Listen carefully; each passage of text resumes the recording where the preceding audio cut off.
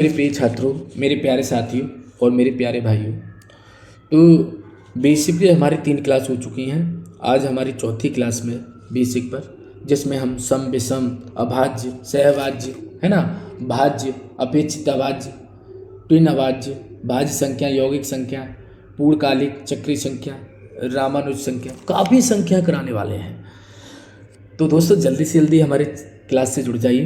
अगर आपने अभी तक हमारे चैनल को सब्सक्राइब नहीं किया तो सब्सक्राइब करके घंटी को जरूर प्रेस कर लें, जिससे आने वाली वीडियो की नोटिफिकेशन आपको जल्दी से मिल जाए। तो चलो दोस्तों, देर ना करते हुए जल्दी से शुरुआत करते हैं सम संख्या को। सबसे पहले हम पढ़ेंगे सम संख्या। ठीक है, क्या पढ़ेंगे? सम संख्या। बहुत ही महत्वपूर्ण तरीके से बताने वाला हूँ। इसको इवन नंबर्स कहेंगे।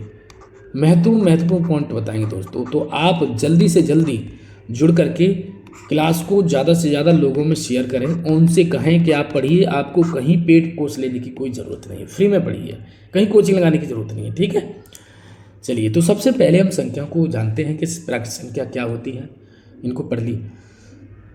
तो सबसे पहले हम जानते हैं सम संख्या क्या होती हैं, कौन कौन सी होती हैं। तो आप कह सकते हो वे संख्याएं जो 2 से पूर्णतः विभाजित होती हैं। वे संख्याएं जो 2 से पूर्णतः विभाजित नहीं कहेंगे, पूर्णतः 2 से पूर्णतः विभाजित हो। पूर्णतः का मतलब दशमलव में नहीं जाए, पूर्णतः विभाजित हो। वे संख्या जो 2 से पूर्णतः विभाजित हो उन्हीं को हम क्या कहेंगे? सम संख्याएं कहेंगे। सम संख्याओं को इवन नंबर से यहाँ पर आप दर्शा सकते हो, जैसे 2 है, 4 है, 6 है, 8 है, 10 है, 12 है, डैश डैश डैश अनंत तक आप लिख सकते हो। ठीक है, तो ये हमने जो समुच्चय दिखा दिया है, सम संख्याओं का सेट दिखा दिया है। ठीक, अब सबसे महत्वपूर्ण पॉइंट क्या क्या है। आपसे पूछा जाए कि 1 से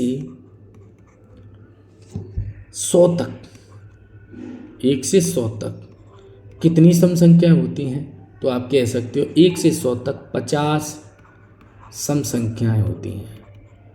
50 सम संख्याएं होती हैं।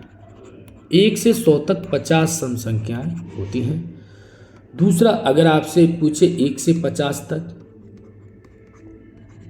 1 से 50 तक 25, 1 से 50 तक 25 सम संख्या होती हैं। 1 से 50 तक कितनी होती हैं? 25 सम संख्या होती हैं। आपको बस आधी कर देनी है, जितनी पूछे उतनी आधी कर देनी है। ठीक है, जैसे 1 से 4 तक बोले तो 2 होगी, लेकिन 1 से 3 तक बोले तो 1 होगी, है ना, इस तरह से। अब आपसे पूछा जाए कि 2 क्या है, इसको याद रखना है। 2 सबसे छोटी सम संख्या है। 2 सबसे छोटी सम संख्या है। 2 क्या है? सबसे छोटी सम संख्या है। ठीक है, 2 सम अभाज्य, 2 सम अभाज्य, 2 सम अभाज्य संख्या है। 2 क्या है? सम भी है और अभाज्य संख्या है। ठीक है, 2 सम अभाज्य संख्या है और ये सबसे छोटी भी है। सबसे छोटी अभाज्य संख्या भी है। सबसे छोटी अभाज्य है। 2 क्या है? सबसे छोटी अभाज्य संख्या भी कहलाती है। ठीक है, 4 सबसे छोटी, 4 सबसे छोटी समपूर्ण वर्ग संख्या है। समपूर्ण वर्ग संख्या है। 4 क्या है? सबसे छोटी समपूर्ण वर्ग संख्या है। इस चीज़ को आपको ध्यान रखना है। अगर आपको सम संख्या नहीं पता है तो फिर किस तरह से ज्ञात करोगे सवालों को? तो उसके लिए देख सकते हो, पहली x मानेंगे, दूसरी x+2 मानेंगे, तीसरी x+4 मानेंगे, चौथी x+6 मानेंगे, फिर x+8, फिर x+10। इसी तरह से हम संख्याओं को मान सकते हैं और इनसे सवाल कर सकते हैं। बात समझ में आ गई? तो सम संख्याओं को आपको क्लियर आपने समझ लिया है। ठीक है, चलिए आगे बढ़ते हैं, समझते हैं विषम संख्या। ठीक है, चलिए तो आगे दोस्तों हम पढ़ेंगे विषम संख्या। अब हेडिंग आप डाल सकते हो विषम संख्या। पूरे YouTube पे इस तरह से आपको कोई नहीं पढ़ाएगा, मैं एक एक बेसिक पॉइंट करा के चल रहा हूँ। ठीक है, तो जल्दी से जल्दी चैनल पर जुड़ जाइए। अगर आपको मैथ को बढ़िया तरह से कवर करना है, बिल्कुल क्लियर एक एक पॉइंट को सीखना है, तो आपको हमारे चैनल से जुड़ करके जल्दी से जल्दी एक से लेकर के सभी वीडियो को बार बार देखिए, तभी सीख पाओगे। अब आपसे पूछा जाए कि विषम संख्या कौन सी होती है, तो देखिए बहुत लोग कहते हैं कि 2 से विभाजित नहीं होती। भाई ये 2 से भी विभाजित, विषम संख्या 2 से विभाजित हो सकती हैं, लेकिन पूर्णतः विभाजित नहीं होती हैं। 2 से विभाजित हो जाएंगी विषम संख्याएं, लेकिन 2 से पूर्णतः विभाजित नहीं होती हैं। तो हम क्या कहेंगे, वे संख्याएं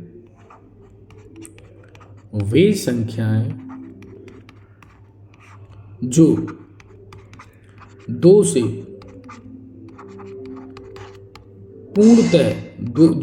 पूर्णतः विभाजित नहीं होती हैं, 2 से पूर्णतः विभाजित नहीं होती हैं।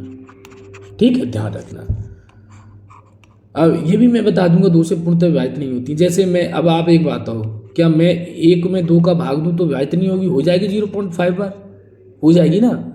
तो 1 क्या है, सम संख्या है, लेकिन इसको 2 से विभाजित तो हो रही है, लेकिन बात तो हम उसकी कर रहे हैं कि 2 से पूर्णतः विभाजित नहीं होती है। पूर्णतः का मतलब पॉइंट नहीं आना चाहिए, इसमें तो पॉइंट आ रहा था, है ना। तो विषम संख्या को हम इस तरह से दिखा सकते हैं, 1 है, 3 है, 5 है, 7 है, 9 है, 11 है, डैश अनंत तक।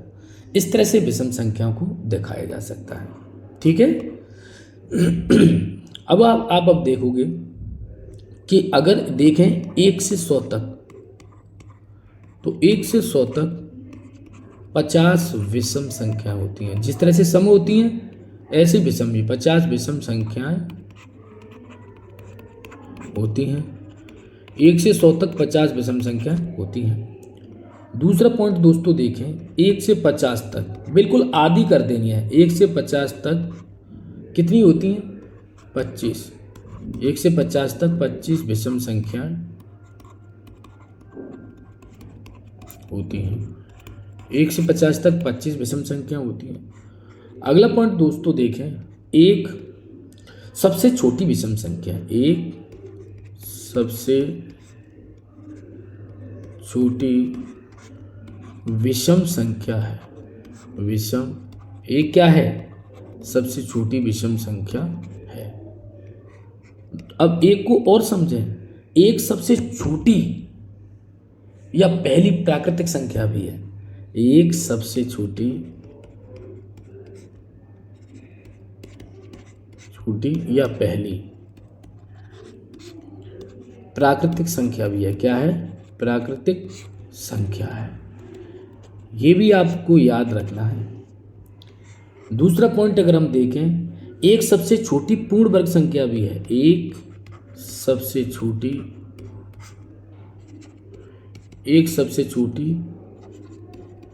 पूर्ण वर्ग या विषम पूर्ण वर्ग संख्या, सबसे छोटी पूर्ण वर्ग या विषम पूर्ण वर्ग संख्या है। यहाँ तक बात समझ में आ गई है ना। अब हम ये कह सकते हैं, एक न तो भाज्य है, न ही अभाज्य। ना तो एक भाज्य संख्या है, ना ही अभाज्य संख्या है। ठीक है, एक क्या है? प्राकृतिक संख्या है, या कह सकते हैं एक क्या है? सबसे छोटी पूर्ण वर्ग संख्या है, या एक कह सकते हैं एक सबसे छोटी प्राकृतिक संख्या है, एक सबसे छोटी पूर्ण वर्ग विषम संख्या है। इस तरह से आप कह सकते हैं। बात समझ में आ गई। तो विषम संख्याओं को इस तरह से हमने कवर करा दिया। अब आपसे कोई पूछे कि अगर विषम संख्या पता नहीं है तो किस तरह से ज्ञात करेंगे, तो जैसे x पहली संख्या, दूसरी x+2, तीसरी x+4, x+6, x+8, x+10, इसी तरह से आप प्राकृत संख्या ज्ञात करने के लिए पदों को मान सकते हो। ठीक है, तो ये विषम संख्या आपकी अच्छी तरह से समझ में आ गया होगा। चलिए दोस्तों आगे बढ़ते हैं। आगे प्यारे साथियों देखेंगे, अब देखेंगे दोस्तों अभाज्य संख्याएं। अभाज्य संख्या, अभाज्य संख्या इनको बोलते हैं दोस्तों prime numbers. Prime numbers, prime numbers. अब ये देखेंगे दोस्तों ये अभाज्य संख्या क्या होती है, तो इसको क्लियरली परिभाषित करेंगे, आप आसानी से समझ पाओगे। कह सकते हैं वे संख्याएं जिन्हें केवल एक या स्वयं से विभाजित कर सकते हैं, या वे संख्याएं जिनके दो गुणनखंड होते हैं, एक हुआ स्वयं। तो दो तरीके से कह सकते हैं, तो लिख लें वे संख्याएं, क्योंकि आप भूल जाओगे अभी समझाने पर, तो आगे के लिए नोट पॉइंट बनूंगा। वे संख्याएं जिनके केवल दो गुणनखंड होते हैं, केवल दो गुणनखंड। और दो गुणनखंड कौन से होंगे, या तो एक होगा वह स्वयं होगा, एक होगा वह स्वयं होगा, होते हैं। यानी वे संख्याएं जिनके केवल या तो एक है या स्वयं गुणनखंड है, वही संख्या। या हम ऐसे कह सकते हैं वे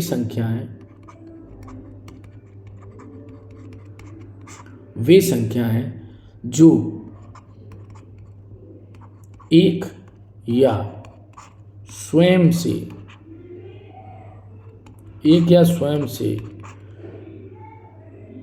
पूर्णतः विभाजित होती हैं, पूर्णतः विभाजित हो, एक या स्वयं से पूर्णतः विभाजित हो, तो उन्हीं को हम क्या कहेंगे, अभाज्य संख्या कहते हैं।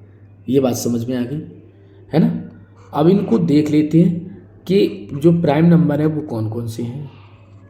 तो प्राइम नंबर आपके होंगे जैसे 2, 3, 5, 7, 11, 13, 17 डैश अनंत तक होंगे। लेकिन अब आपको यहाँ कुछ पॉइंट हैं वो याद रखना है। अगर आपसे पूछा जाए 1 से 100 तक, 1 से 100 तक, 1 से 100 तक कुल 25 अभाज्य संख्या है। 1 से 100 तक कुल 25 अभाज्य संख्याएं हैं। 1 से 100 तक कुल कितनी है, 25 अभाज्य संख्याएं हैं। ये आपको विशेष करके ध्यान रखना है। अब 25 अभाज्य संख्या कौन कौन सी हैं वो लिख लेते हैं। जैसे 2 है, 3 है, 5 है, 7 है, 11 है, 13 है, 17 है, 19 है, 23 है, 29 है, 31 है, 37 है, 41 है, 43, 47, 53 के बाद में 59, 61, 67, 71, 73, 79, 83, 89 और 97। आप गिन सकते हो 1 2 3 4 5 6 7 8 9 10 11 12 13 14 15 16 17 18 19 20 21 22 23 24 25। ठीक है, तो ये 25 अभाज्य संख्या है। और बिल्कुल महत्वपूर्ण चीज़ मैं आपको बता रहा हूँ, इसको आप समझना। ठीक है, इसको आप समझ लोगे तो आसानी से आप कर पाओगे। जैसे देखो, ये पेपर में कई बार पूछे गए हैं कि ये बताइए कि 1 से 50 तक अभाज्य संख्या कितनी होती है। तो 1 से 50 तक आपको याद रखनी है। 1 से 50 तक 15 होती हैं। 15 क्या होती हैं? अभाज्य संख्या है, अभाज्य संख्या है। 1 से 50 तक 15 अभाज्य संख्या है, याद रखना। दूसरा पॉइंट, अब आपसे पूछता है कि 50 से 100 तक, ये कई बार पेपर में पूछा गया है। 50 से 100 तक, तो 50 से 100 तक 10 अभाज्य संख्या है। 50 से 100 तक कितनी है? 10 अभाज्य संख्या है। अभाज्य संख्याओं का जो टॉपिक है बहुत ही ज़्यादा महत्वपूर्ण है, काफ़ी बार पेपर में पूछा गया है। ठीक है, ये बात आपको समझ में आ गया होगा। चलिए दोस्तों आगे बढ़ते हैं, इसी पॉइंट को आगे बढ़ा करके चलते हैं। यहाँ पर आपसे कहा जा रहा है, अब आपसे पूछा जाए बताइए 1 से 30 तक बताइए, 1 से 30 तक। तो 1 से 30 तक अभाज्य संख्याएं होती हैं, वो होती हैं 10। ठीक है, याद रखना है। 1 से 25 तक, 1 से 25 तक आपसे पूछे तो आप कह सकते हो 1 से 25 तक 9 होती है। ठीक है, और 1 से 75 तक बोला जाए तो चलो 1 से 75 तक बताए तो 1 से 75 तक जो अभाज्य संख्या होती हैं वो 21 होती हैं। और आपसे पूछा जाए, मान लो 1 से 10 तक पूछा जाए, कहता है 1 से 10 तक की अभाज्य संख्याओं का योग बताइए, है ना। तो 1 से 10 तक कौन सी होती हैं? 4 होती हैं, ये आपको ध्यान रखना है। और आपसे चलिए और कुछ नोट पॉइंट करा देते हैं। आपसे पूछा जाए बताइए 1 से 200 तक कितनी अभाज्य संख्या होती है? तो 1 से 200 तक अभाज्य संख्या होती हैं 46, याद रखना है। ठीक है, कितनी होती है? 46। चलिए अगर मान लो कोई घुमा के पूछ लिया जाए, बताइए 100 से लेकर के 200 तक कितनी होती हैं? तो 100 से 200 तक अभाज्य संख्या दोस्तों होती हैं 21। कितनी होती हैं? 21। आपको विशेष करके याद रखना है। और मैं बता रहा हूँ, अगर आपसे पूछा जाए मान लो 200 से 300 तक, तो 200 से 300 तक कितनी हो जाएंगी? 16। ठीक है ना। अगर आपसे पूछा जाए 300 से 400 तक, 300 से 400 तक, तो 300 से 400 तक कितनी हो जाएंगी? 16। चलिए और बताता हूँ आपको, याद जिस तरह से मैंने याद करी है आपको याद भी रखनी है।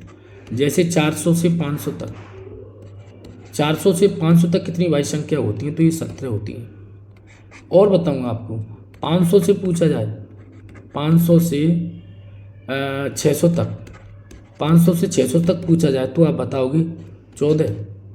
और एक पॉइंट और बता दें, 600 से 700 तक, 600 से 700 तक कितनी होती हैं? तो ये होती हैं 14।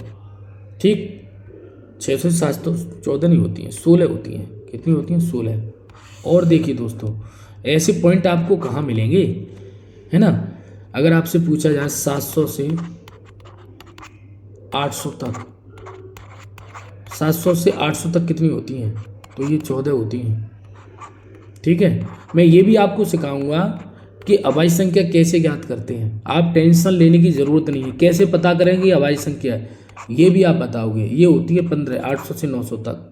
ठीक है, और 900 से अगर आपसे पूछा जाए 1000 तक, तो ये कितनी होती हैं? ये 14 होती हैं। बात समझ में आ गई? अब आपकी बिल्कुल क्लियर समझ में आ गया होगा कि कितनी होती हैं, है ना। अब आपसे 1 से पूछा जाए 1000 तक कितनी होती हैं, ये मैंने ये संख्या दे दी है, ये आपका क्वेश्चन है, आपको जवाब देना है इसका। ठीक है, कि 1 से 1000 तक अभाज्य संख्या कितनी होती है। ठीक है, आगे देखेंगे दोस्तों, अगला पॉइंट है हमारा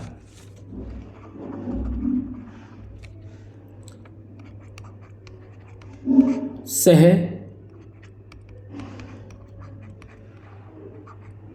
अभाज्य संख्या, सह अभाज्य संख्या।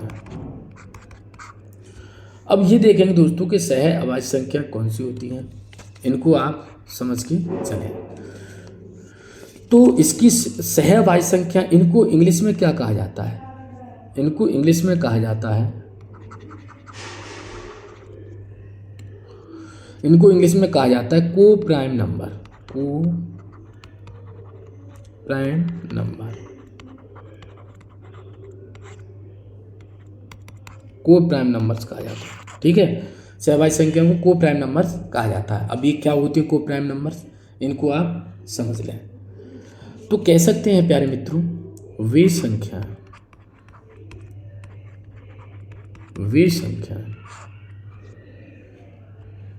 या वे युग्म, वे संख्याओं के युग्म या वे संख्याओं के युग्म, संख्याओं के युग्म या जोड़े, वे संख्याओं के युग्म या जोड़े जिनका मासापा यानी इसको HCF बोला जाता है, मासापा एक हो, उन्हें सहबाई संख्याएं कहते हैं। जैसे आप समझ लो दोस्तों, जैसे 2 और 3, इन दोनों का मासापा लें तो कितना बैठेगा? 1 बैठेगा। जैसे हमने ले लिया 5 और 7, इनका मासापा 1 बैठेगा। जैसे हमने 11 और 19 ले लिया, जैसे हमने 17 और 59 ले लिया, है ना, जैसे हमने 67 और 89 ले लिया, है ना, ये इसी तरह से हम लिख सकते हैं। बात समझ में आ गई? लेकिन इसको एक पॉइंट याद रखना, सहबाई संख्याओं के सह अभाज्य संख्याएं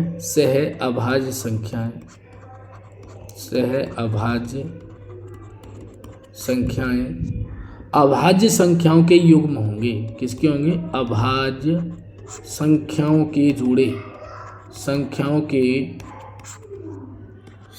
के जोड़े या युग्म होते हैं, जोड़े या युग्म होते हैं। ठीक है, तो ये जो है सहबाई संख्याएं हैं अभाज्य संख्याओं की, इसमें ऐसा नहीं ले सकते। वैसे देखो, अगर मैं आपको बताऊं, इस चीज़ को समझो, जैसे मैं कहूँ, इससे मैंने 14 ले लिया और 17 ले लिया, ये दे लिया 14 17। अब 14 17 का मासापा भी एक ही है। जैसे मैंने ले लिया 25 और जैसे मैं ले लिया 36, यहाँ पे भी देखो दोनों का मासापा क्या है? एक ही है। लेकिन ये नहीं होंगे क्योंकि ये भाज्य और भाज्य संख्या है। मैंने बात करी है कि सह अभाज्य संख्याएं अभाज्य संख्याओं के युग्म या जोड़े होते हैं। इस चीज़ को आपको विशेष करके ध्यान रखना है। बात समझ में आ गई? क्लियर है ना बात? चलिए, तो फिर एक और आगे बता देते हैं हम। अगली दोस्तों देखेंगे, अगली कौन सी है? ये जो आपने पढ़ी है कि नहीं पढ़ी है, या आपके लिए नई है लेकिन है बहुत इंपॉर्टेंट। अपेक्षित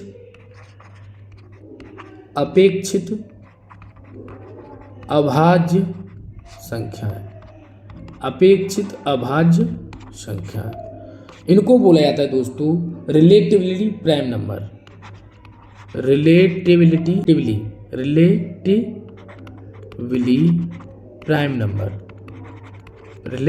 प्राइम नंबर, ठीक है, इनको बोला जाता है। तो इसको देखेंगे प्यारे मित्रों, ये कौन कौन सी होती हैं इसको समझते हैं।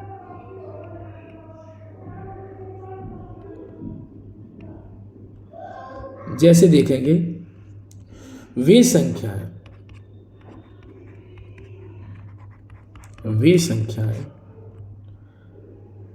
युग्म या जोड़े, वे संख्याएं युग्म या जोड़े, या ये कह सकते हैं वे संख्याओं के युग्म या जोड़े जिनका मासापा या HCF एक हो अपेक्षित अभाज्य संख्या होती। अब ये कह रहे हो सर ये तो आपने अभी बताई है, लेकिन इसमें कौन सी होंगी? जैसे 25 36, यानी यहां पर भाज्य अभाज्य दोनों हो सकती हैं। बात समझ में आ रही? यहां पर भाज्य अभाज्य दोनों हो सकती हैं। जैसे 14 ले लिया 15 ले लिया, मासापा एक ही होगा। जैसे 18 ले लिया 35 ले लिया, है ना, जैसे 16 ले लिया 81 ले लिया। इनमें क्या है? भाज्य अभाज्य हो या भाज्य भाज्य हो, लेकिन दोनों के बीच में मासापा एक होगा तो उनको हम अपेक्षित अभाज्य संख्या कहेंगे। यहाँ पर एक नोट पॉइंट लिखा दे रहा हूँ, उसको आपको याद कर लेना है। नोट पॉइंट को आपको याद करना ही करना है। अपेक्षित अभाज्य संख्याएं, अपेक्षित अभाज्य संख्याएं, अपेक्षित अभाज्य संख्याएं भाज्य या अभाज्य दोनों हो सकते हैं, दोनों हो सकते हैं। बहुत ही इंपॉर्टेंट पॉइंट है प्यारे मित्रों। तो दोस्तों आपकी समझ में आ गया होगा, है ना, क्लियर। मैंने काफ़ी महत्वपूर्ण पॉइंट कराए हैं। इसके बाद में जो क्लास है और ही ज़्यादा महत्वपूर्ण क्लास है। तो दोस्तों आज की क्लास आपको कैसी लगी कमेंट बॉक्स में लिख करके ज़रूर भेजें, और ऐसी ही वीडियो देखने के लिए हमारे चैनल को सब्सक्राइब करें और बेल आइकन को प्रेस कर लें जिससे आने वाली वीडियो की नोटिफिकेशन आपको जरूर मिल जाए। तो दोस्तों आज के लिए इतना ही, नमस्कार।